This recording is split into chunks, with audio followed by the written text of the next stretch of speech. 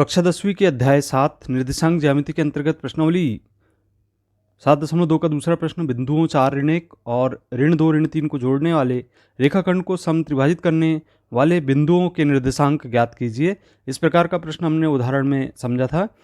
पुनः इसे समझते हैं।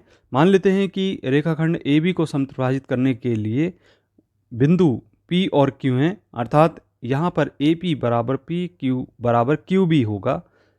ये हम इसे चित्र के माध्यम से भी समझते हैं। यहाँ पे ए और बी निर्देशांक ले लिए,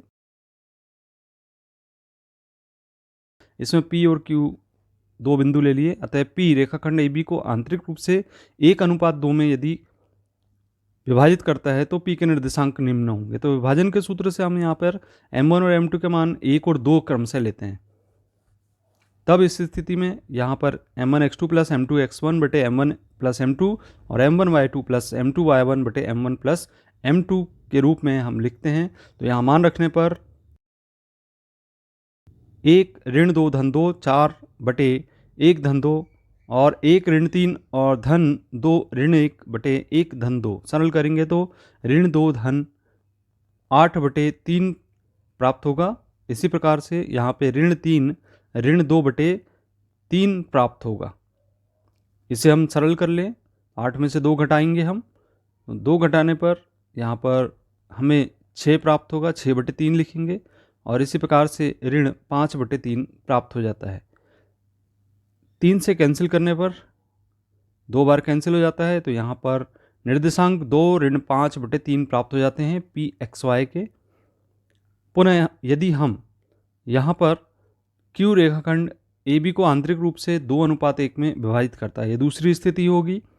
तो Q के निर्देशांक विभाजन सूत्र से पुनः हम लिखते हैं Q एक्स वाई बराबर, यहाँ सीधे हम मान रख देते हैं विभाजन सूत्र में। तो मान रखने पर 2 ऋण 2 धन 1 4 2 ऋण 3 धन 1 ऋण 1 और बटे 2 धन 1 2 धन 1 यहाँ पे लिखते हैं M1 और M2 के मान। M1 का मान 2 और M2 का मान 1 रखने पर सरल करेंगे, ऋण 4 धन 4 बटे 3 और ऋण 6 ऋण 1 बटे 3 प्राप्त होता है। सरल कर लें तो यहाँ पे 0 प्राप्त होगा और इसमें ऋण 7 बटे 3 प्राप्त होगा। तो Q बिंदु के निर्देशांक 0 ऋण 7 बटे 3 हमें प्राप्त हो जाते हैं।